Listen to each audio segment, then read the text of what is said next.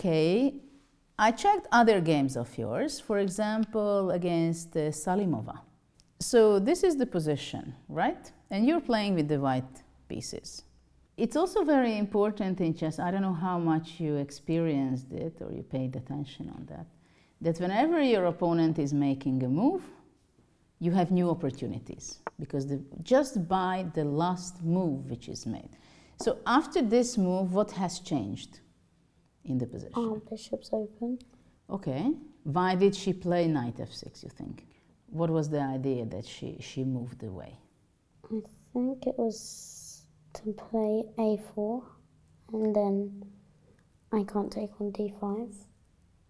But at first I think she wanted simply to be able to take your pawn, right? Yeah. Your isolated pawn.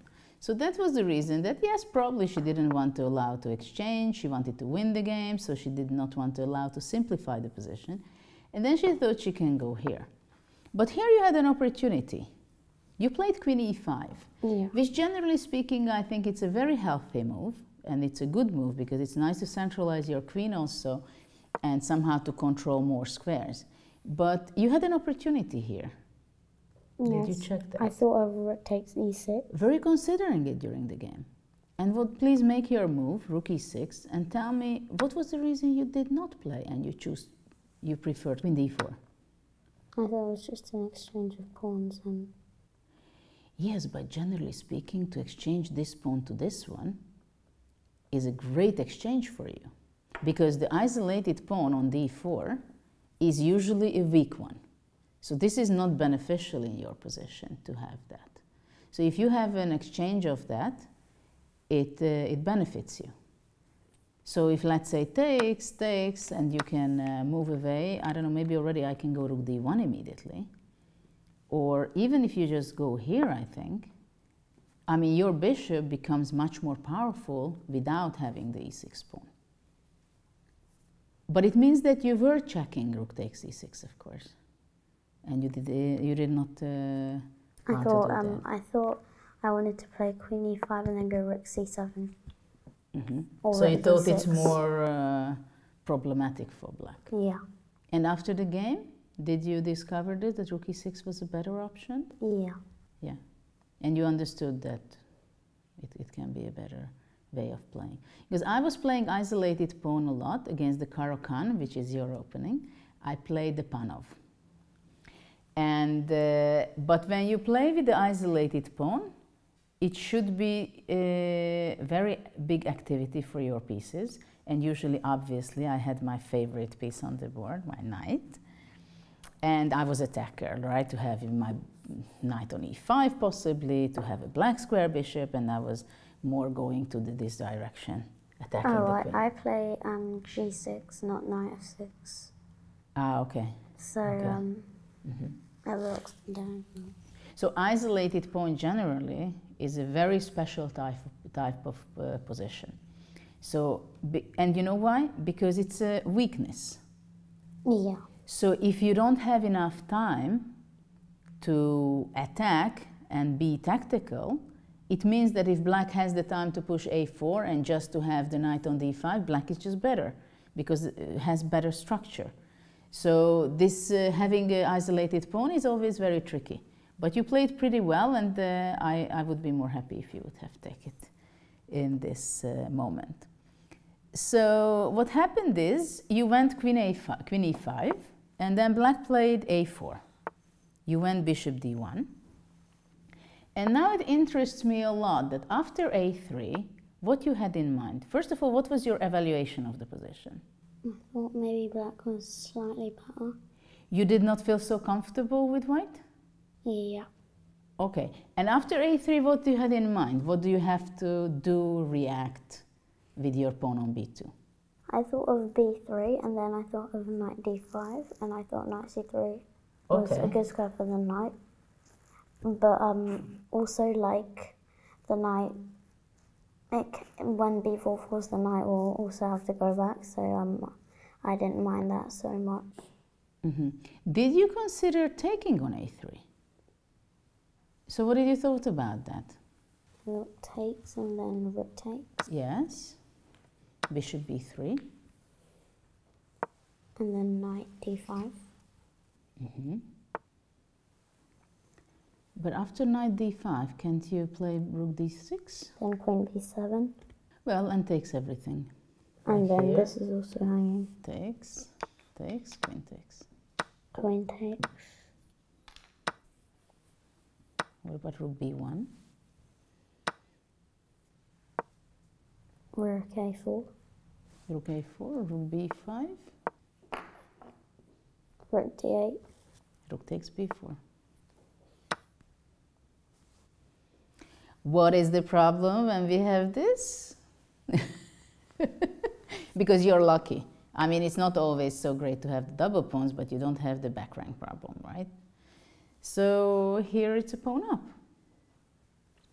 But what is more important, I think, so you did not like this because you consider that it's okay for you to give the c3 square. Yeah. Because that's a very dangerous thing, you know, to... This is here, and this is here, this is here, okay? So this was a very crucial moment, and it's a difficult situation because, of course, b3 is the most logical move. I mean, that comes to mind immediately, right? The only problem I have with b3, there are two problems. One, of course, it's a weakness, right? So the knight can immediately go to direction to c3, which happens is the same thing after b takes a3.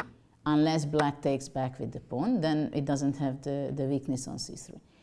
But the other problem, which is a much bigger problem, that I'm this bishop. Where does it stand the best? And now I thought bishop f3. Yes, I know that you wanted to go bishop to f3. Yeah. But I think in this position, the bishop belongs to b3. Because maybe if you have your bishop on f3, it can be some tactical idea, but it definitely stands better on b3 because of this opportunities on e6. Because otherwise, when you have your bishop, she goes out of the attack, and then it's not so much extra power what it has. While from b3, it has a much better power because it supports the possible d5, but also you can sacrifice something and push extra effort towards here. So in this position, b takes a3 is definitely, I think, the best move. And this is, I wanted to talk about this with you because these kind of things can happen in other games, in your upcoming games when you have to make a decision whether to play b3 or ba, and not necessarily you choose between two good moves, but basically you choose between, well, how to minimalize the problem. Because now black is trying to take the initiative, right? Yeah. So b takes a3, and after rook a3, bishop b3. I think this is something that, and okay, now you might be threatening because after rook b3, rook e7, right? And also many times d5 in these kind of positions. Yeah. And this pawn can also be vulnerable sometimes. So you agree with me that after a3, ba3 was better? Yeah. Okay, but you played b3. And you had some good ideas after that also, that as we mentioned that you wanted to put your bishop on f3. That's fine, but time element is very important in chess as well. So I want to jump to the next position in this game because you played quite nicely. You got to a good position. You had your bishop there, we had an exchange of pieces, and then pawn on a3 is still there. This was the position where your last move was rook a4. Very good move, right?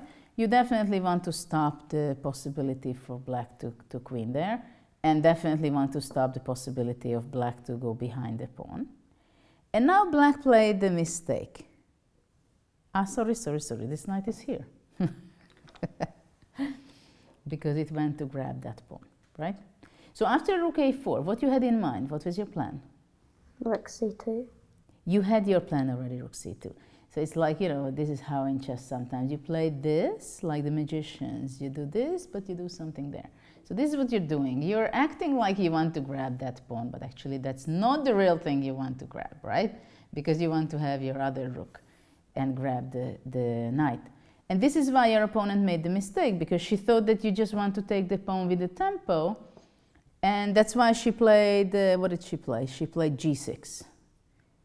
But she could play a much better move, rook b8 or rook b4, and then it's only a pawn. Then you have to work very hard how to win the game, right? So she played g6, and then you went rook c2. And now you grab the knight. And then we move on to a later stage of the game, because now she played rook b8, rook takes a2, rook takes b3.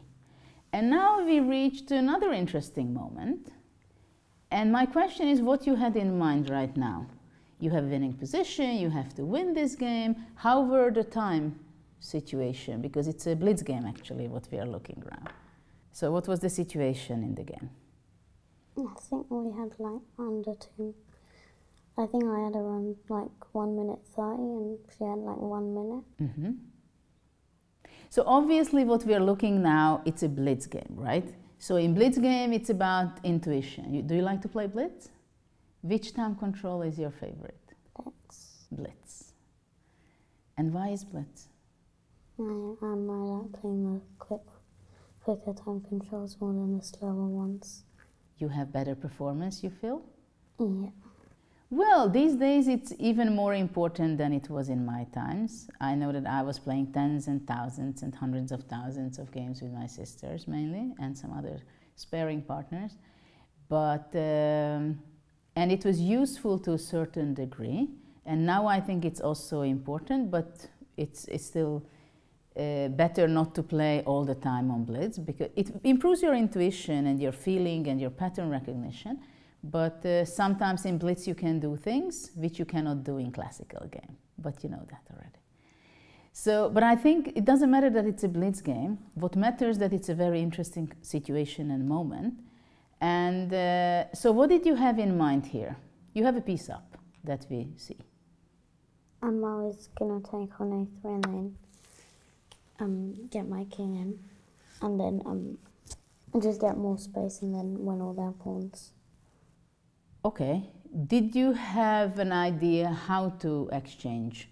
Like that you're going to just take that and you think that it's just a piece up and you will win it? Or you had kind of a strategy that what is the best circumstances grabbing that pawn on a3? I thought that with 2 rooks on the board, I felt that would be a bit easier because it's easier to attack their pawns. But then with only 1, I thought it was a bit harder, unless I had loads of space and they were trapped, or their king was trapped, or like that, then I didn't mind. But like with 1 rook on the board like this, then I think black still has drawing chances. Mm-hmm. But I think you feel it right that with exchanging the pawns, exchanging 1 pair of rooks, with this pawn structure, black has 1 pawn for the bishop, right? It's true. Were you thinking about d5 in this position?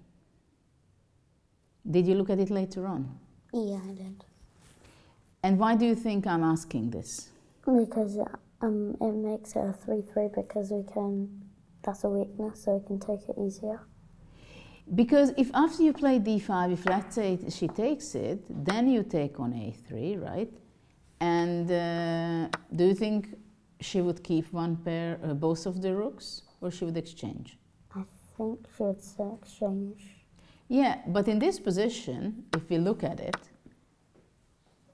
this is much weaker than having it here, right? Yeah. So having it here, it means that, for example, first of all, you might win it. And even if you don't win it, you can regroup your bishop and to attack this way, right? While when the pawn was on e6, this is the way you played it, I think, right? You took on a3, and this was the position. Here you played a very good move, by the way. But in this position, I still want to go back for a minute, that d5 was a better circumstance. So it is also something, I think, which you can use, that when you have a winning position or where you have a good situation, and the first move which comes to mind, it's not always the best move, right? Yeah. Even if it's good, maybe you have even better. And this is something worth thinking and keep it in mind, that in such a position, because you were completely right what you just said, that if we exchange everything and take, it's going to be difficult to win, right? Yeah. But, okay, so we agree on that at d5 to break the pawn structure of black, and only after that to take.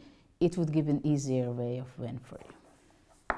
So you took rook takes, takes, rook here, and now you played a good move. Why did you play this great move of g4? To play g5 and to limit their pawn so that it will make it easier so that they don't just gain more space. And so my king can come in easily as well. But there is one more very important aspect of g4. Because what you just said, it was everything about you, what you want to deal with, right? You play g4 because you want to bring your king, because you want to play g5 to gain space, right? But now, which is very important in chess, always to think about your opponent's wish. So in this position, if it's black to move, what would be her move?